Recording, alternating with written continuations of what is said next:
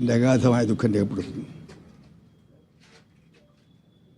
കോൺഗ്രസ് രാഷ്ട്രീയത്തിലെ എൻ്റെ ജ്യേഷ്ഠ സഹോദരനായിരുന്നു അന്തരിച്ച ശ്രീ തന്നല ബാലകൃഷ്ണൻ പിള്ള. കേരളത്തിലെ കോൺഗ്രസിലെ സർവാദരണീയനായ നേതാവ് ശ്രീ തന്നല ബാലകൃഷ്ണപിള്ളയായിരുന്നു. അദ്ദേഹത്തിന് കോൺഗ്രസിൽ എതിരാളികളില്ല. എല്ലാവരും അദ്ദേഹത്തിൻ്റെ മിത്രങ്ങളും സുഹൃത്തുക്കളും ശിഷ്യന്മാരും അനുയായികളുമായിരുന്നു. ഒരു കാലഘട്ടത്തിൽ കോൺഗ്രസിൽ തർക്കമുണ്ടായാൽ തന്നലയുടെ തീരുമാനമാണ് അവസാന തീരുമാനം. തർക്കങ്ങൾ രൂക്ഷമാകുമ്പോൾ ഞങ്ങൾ എല്ലാവരും കൂടി ആലോചിച്ച് ആ തർക്കങ്ങൾ പരിശോധിച്ച് ഒരു തീരുമാനം ഉണ്ടാക്കുവാൻ തന്നല ബാലകൃഷ്ണപിള്ള ചെയർമാനായ ഒരു കമ്മിറ്റിയെ തീരുമാനിച്ചു. ആ കമ്മിറ്റിയുടെ തീരുമാനം കേരളത്തിലെ കോൺഗ്രസ്സുകാരെല്ലാവരും അംഗീകരിക്കും. ആരും അതൊരിക്കലും ചോദ്യം ചെയ്തിട്ടില്ല. അതാണ് ഞാൻ പറഞ്ഞത്. അദ്ദേഹം കോൺഗ്രസ്സിലെ അവസാന വാക്കായിരുന്നു.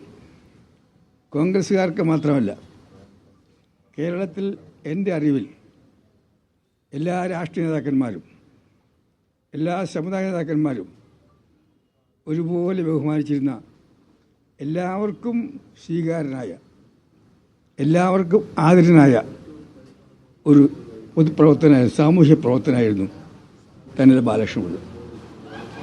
അദ്ദേഹത്തിൻ്റെ ശതാഭിഷേകം നടന്നപ്പോൾ അദ്ദേഹം ജന്മനാടായ ശൂരനാട് നടന്ന അനുമോദന യോഗത്തിൽ പങ്കെടുക്കാനെത്തിയത് ബഹുമാനായ മുഖ്യമന്ത്രി പിണറായി വിജയനാണ്. അദ്ദേഹമാണ് ഉദ്ഘാടനം ചെയ്തത്. ആ യോഗത്തിൽ കാനൻ രാജേന്ദ്രനും രമേശ് ചെന്നിത്തലയും ഞാനുമെല്ലാം പങ്കെടുത്തിരുന്നു. അന്ന് കണ്ട കാഴ്ച,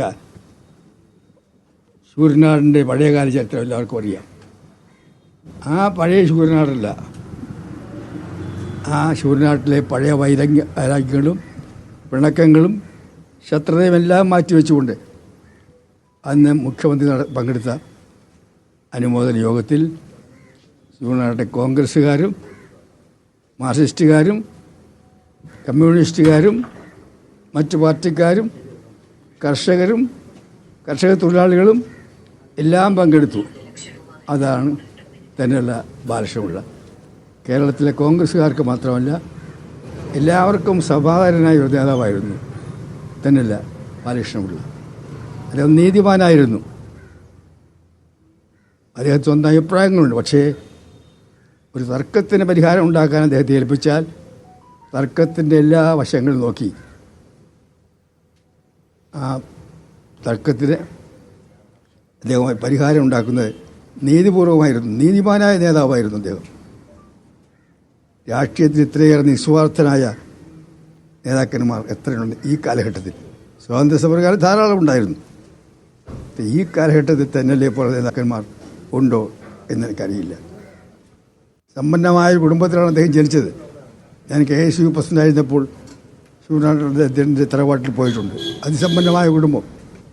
അദ്ദേഹത്തിൻ്റെ സമ്പത്ത്, ഭാര്യയുടെ സമ്പത്ത്, സഹോദരന്മാരുടെ സമ്പത്ത്, അതെല്ലാം അദ്ദേഹം പൊതുപ്രവർത്തനത്തിനിടയിൽ നഷ്ടപ്പെടുത്തി. അവസാന കാലത്ത് അദ്ദേഹത്തിന് ഏതാനും സെൻറ്റ് ഭൂമി മാത്രമാണ് സ്വന്തമായിട്ടുണ്ടായിരുന്നത്. കോൺഗ്രസ് രാഷ്ട്രീയത്തിൽ അദ്ദേഹം മണ്ഡലം പ്രസിഡൻ്റായിട്ടാണ് കടന്നു വന്നത്. ഞാൻ KPC പ്രസിഡൻ്റായിരുന്നപ്പോൾ അദ്ദേഹം ആദ്യം കൊല്ലം DCCയുടെ പ്രസിഡൻ്റായിരുന്നു. പിന്നീട് ഞാൻ KPC പ്രസിഡൻ്റായപ്പോൾ അദ്ദേഹം എൻ്റെ കൂടെ ദീർഘനാൾ ജനറൽ സെക്രട്ടറിയായി പ്രവർത്തിച്ചു.